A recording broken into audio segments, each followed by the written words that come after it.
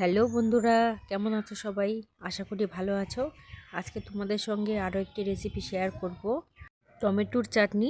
খুব সহজ একটা রেসিপি। প্রথমে আমি টমেটোগুলো ধুয়ে কেটে নিয়েছি। কড়াই বসিয়ে কড়াইয়ের মধ্যে টমেটোগুলো দিয়ে দেব, একটু নেড়ে চেড়ে নেব। টমেটোটা একটু মজে গেছে, এর মধ্যে কিশমিশ দিয়ে দেব, কিছুটা খেজুর দিয়ে দেব, আর কিছুটা আমসত্ত্ব দিয়ে দেব। একটু ভালো করে নেড়ে নেব। এর মধ্যে পরিমাণ মতো লবণ দিয়ে দেব, একটু হলুদ দিয়ে দেব, ভালো করে মিশিয়ে নেব। কষানো হয়ে গেছে, অল্প পরিমাণে জল দিয়ে দেব। সব কিছু সেদ্ধ হয়ে গেছে, এবার তুলে নেব। ফোড়ন দিয়ে দেব। কড়াইটা গরম করে তেল দিয়ে দেব,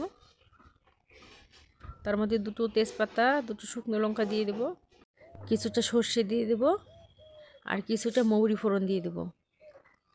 এবার টমেটোগুলো ঢেলে দেব। পরিমাণ মতো চিনি দিয়ে দেব।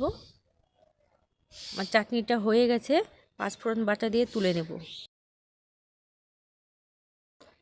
বন্ধুরা, রেসিপিটি ভালো লাগলে অবশ্যই লাইক, কমেন্ট, শেয়ার এবং সাবস্ক্রাইব করে দেবেন। পাশে থাকা বেল আইকনটা ক্লিক করে দেবেন, যাতে পরবর্তী ভিডিওটা ছাড়ার সাথে সাথে আপনাদের কাছে পৌঁছে যায়।